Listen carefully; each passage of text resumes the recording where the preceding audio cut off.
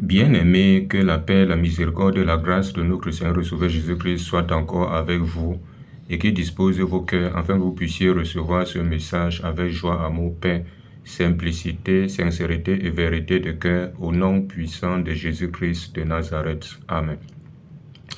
Bien-aimés, je vais vous parler d'un phénomène qui est répandu là dehors dans les milieux dits chrétiens. Et les gens se plaisent à répandre ce genre d'enseignement. Bien-aimés, ils disent carrément que l'esprit ne peut pas quitter quelqu'un. Et que quand tu as déjà cru, tu as le Saint-Esprit jusqu'à la fin. Il ne peut pas te quitter. Même si tu vis n'importe comment, il ne peut pas te quitter. Même si tu vis dans la désobéissance, il ne peut pas te quitter. Bien-aimé, est-ce ici, à la lumière de la parole de Dieu, c'est ça. Bien-aimé, c'est ça qui amène beaucoup aujourd'hui à vivre dans le désordre. Et ils se disent que Dieu est dans ce qu'ils sont en train de faire. Et pourtant, il n'en est rien du tout. Dieu n'est pas un Dieu de désordre. Il faut que les uns et les autres le comprennent. Bien-aimés, on va examiner ici à la lumière de la parole de Dieu, afin que les uns et les autres soient éclairés. Bien-aimés, on va depuis même le temps de l'Ancienne Alliance, on voit Saül que Dieu avait choisi comme roi d'Israël.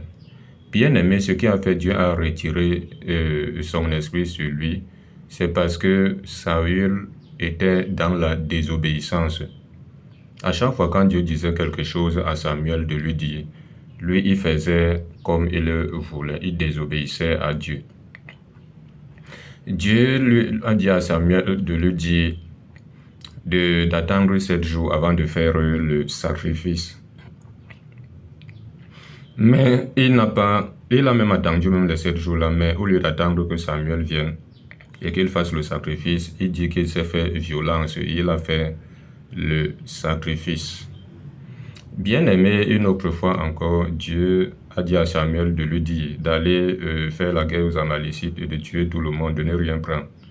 Il est allé là-bas, il a épargné le roi et les veaux gras.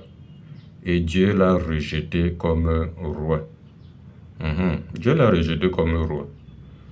Et on va lire rapidement le passage biblique ici. 1 Samuel 16, verset 1 Samuel 16, verset 13 à 14. Bon, si vous lisez à partir du premier verset, vous allez comprendre. C'est Samuel que Dieu envoie chez les David là-bas oindre une autre personne comme roi.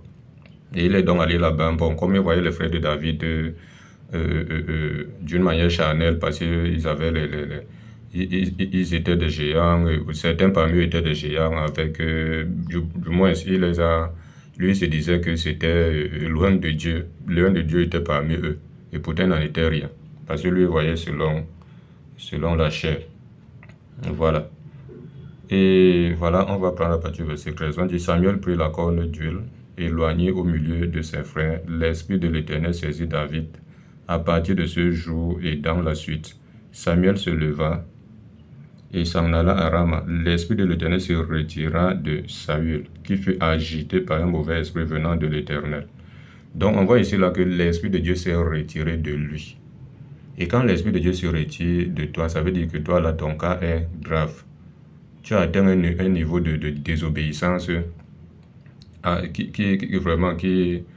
est à nul autre pareil. Et maintenant, on dit que c'est le mauvais esprit qui venait de l'Éternel. Voilà. Maintenant, quand tu n'as pas l'Esprit de Dieu, qu'est-ce qui vient? C'est le mauvais esprit. Et beaucoup sont là aujourd'hui, vous les voyez se plaire dans la mauvaise vie. On veut même les reprendre. Ils disent non, ils ont leur relation avec leur Dieu. Sauver, c'est sauver, parce que Dieu a dit que c'est par la grâce que vous êtes sauvés par le moyen de la foi, et non par les œuvres. Voilà leur raisonnement là-bas, qu'on ne peut pas perdre le salut. Bien-aimé, dès lors où l'Esprit de Dieu se retire de toi, sache que tu as perdu le salut. Oui. Parce que c'est l'Esprit qui donne la vie. Le Seigneur dit là-bas que les paroles que je vous ai dites à Jean 6 là-bas, à partir du verset, je crois 63 à 66 là-bas, il dit à ses disciples-là. Il dit les paroles que je vous ai dites sont esprit et vie. Parce que c'est l'Esprit qui donne la vie. Dès lors où l'Esprit de Dieu, le Saint-Esprit te quitte, tu n'as plus la vie. Tu parles de Jésus de bouche, mais tu n'as plus la vie. Bien aimé, on va donc comprendre que l'esprit peut te quitter si tu es dans la désobéissance, si tu te plais dans la mauvaise vie. On veut même te reprendre, tu ne veux pas même te repentir, rien.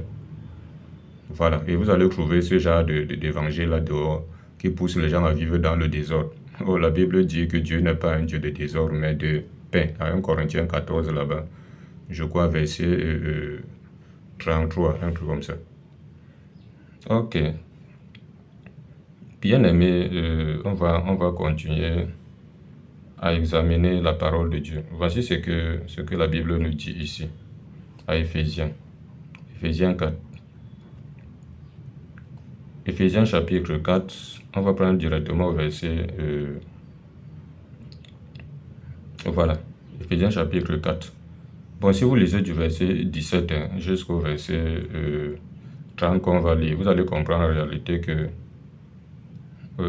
on dit ici, là, voici donc ce que je dis et ce que je déclare dans le Seigneur, c'est que vous ne devez plus marcher comme les païens, qui marchent selon la vanité de leurs yeux. Voilà, un chrétien qui marche comme un païen, parce qu'un païen est étranger à la vie de Christ.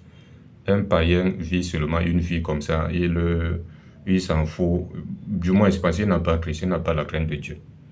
Donc la parole de Dieu nous dit donc de ne pas marcher comme les païens. Voilà. Donc si vous descendez jusqu'au verset 30, parce que si tu marches comme un païen dans le désordre, dans le péché, tu as Christ le Saint-Esprit. Au verset 30 de Éphésiens 4, il dit, n'attristez pas le Saint-Esprit de Dieu par lequel vous avez été scellés pour le jour de la rédemption. Bon, si vous continuez jusqu'au verset 32, donc ça ressent un peu beaucoup d'éléments comme ça qui peuvent pousser quelqu'un à attrister le Saint-Esprit. Et quand tu as Christ le Saint-Esprit tout le temps, il ne va pas rester là. Qu'est-ce qu'il va faire? Tu vas l'éteindre. Parce que la mauvaise vie éteint le Saint-Esprit. 1 Thessaloniciens 5, verset 19. Écoutons bien. 1 Thessaloniciens 5, verset 19 nous dit, n'éteignez pas l'esprit. Voilà. Donc tu peux éteindre l'esprit. Et quand tu éteins l'esprit, qu'est-ce qu'il fait? Ce sont les ténèbres qui s'abattent sur toi. C'est le mauvais esprit qui vient. Maintenant, tu seras sous le contrôle de Satan, le diable. L'esprit va te quitter. Voici ce que Hébreux 10. Hébreux chapitre 10, verset 37 à 39. Écoutons bien, Hébreux 10, verset 37 à 39. Il dit, encore un peu de temps, celui qui doit venir viendra et ne tardera pas, et mon juste vivra par la foi. Mais s'il se retire, mon âme ne prend pas plaisir en lui.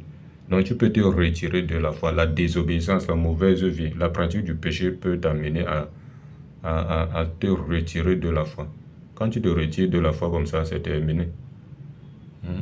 Il dit, et mon juste vivra par la foi, mais s'il se retire, mon âme ne prend pas plaisir en lui. Au verset 39, il dit, nous ne sommes pas de ceux qui se retirent pour se perdre. Donc quand tu te retires, c'est pour te perdre.